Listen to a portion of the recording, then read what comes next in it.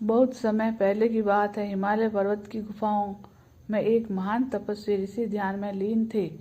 वे गुरु महादेव के अन्य भक्त थे और ब्रह्मा ज्ञान के गुढ़ रहस्यों का जानने की क्षमता रखते थे।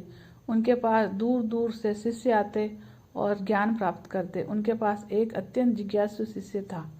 नाम था अर्जुन। अर्जुन ज्ञान की खोज में सदैव तत्पर रहता। एक दिन उसने गुरु जी से पूछा, गुरुदेव, मनुष्य के भाग्य का निर्माण कब और कैसे होता है? क्या हम अपने भाग्य को बदल सकते हैं? गुरु महादेव मुस्कुराए और बोले, बस ये रस में प्रश्न है। इसका उत्तर पाने के लिए तुम्हें ये कथा सुननी होगी। ध्यानपूर्वक सुनो। प्राचीन काल में स्वर्गलोक के सबसे ऊंचे शिखर पर ब्रह्मा लोक का स्थित था। ये स्थान स्वयं ब्रह्मादेव का निवास था, जो सृष्टि का निर्माता थे।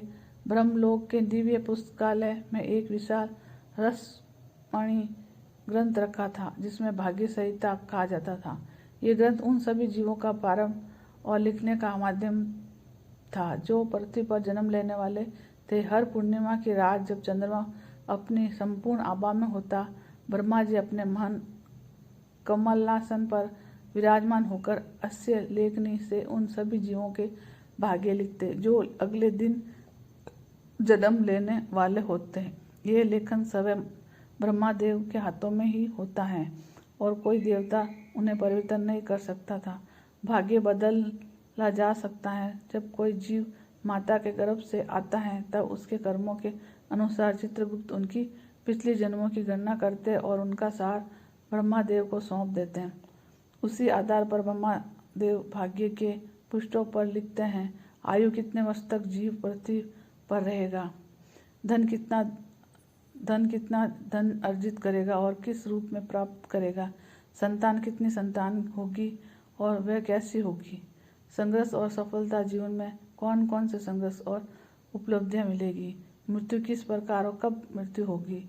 ब्रह्मा जी के इस लेखन के बाद ही वह भाग्य संहिता लोक में प्रकट होती है और फिर कोई भी उसका परिवर्तन नहीं कर सकता, सिवाय कुछ विशेष स्थितियों। क्या भाग्य बदला जा सकता है?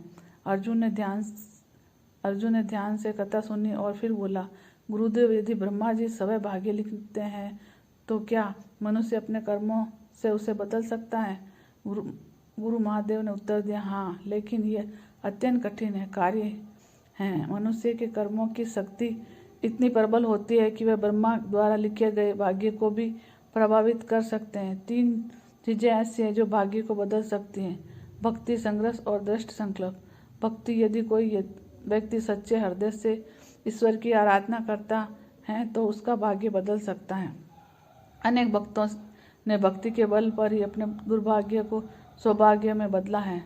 उदाहरण के लिए माकड़ ऋषि का भाग्य अल्पायु था, लेकिन शिव भक्ति के कारण उन्हें चिरंजीव होने का वरदान मिला। सत्य कर्म, यदि कोई व्यक्ति अपने जीवन में सच्चाई, दया और सेवा का मार्ग पर चलता है तो उनकी कठिनाइयां धीरे धीरे समाप्त हो जाती हैं और ब्रह्मा जी स्वयं उनके भाग्य की परिवर्तन कर देते हैं। दृढ़ संकल्प, यदि कोई व्यक्ति अपने जीवन में कुछ विशेष करने का निश्चय कर ले तो बिना संचलित हुए मार्ग पर बढ़ता रहे तो वह अपने प्रारंभ को भी पराजित कर सकता है। अर्जुन ने यह कथा सुनी और गहरे विचार में पड़ गया। उसने समझ लिया कि भाग्य केवल ब्रह्मा जी की कलम से ही नहीं बनता, बल्कि मनुष्य के कर्म में भी उनके संपूर्ण भूमिका निभाते हैं। उसने निश्चय किया कि वह अपने जीवन में सदैव सत्य और भक्ति और परिश्रम का मार्ग पर चलेगा ताकि उसका भविष्य उज्जवल हो। गुरु महादेव ने प्रसन्न होकर कहा, बस ये सही मार्ग है। अपने भाग्य के लिए देवता को दोष मत दो, अपने कर्मों को सुधारो। कर्म ही मनुष्य का सच्चा भाग्य है। तब से अर्जुन ने अपने जीवन को पूर्ण निष्ठा और परिश्रम के साथ जीना शुरू किया और उसके अपने सत्कर्मों के बल से पर अपने भाग्य को स्वयं लिखने की शक्ति प्राप्त की। तो जय श्री कृष्ण। अच्छी लगे कहानी तो कथा तो लाइक और सब्सक्राइब कर दो।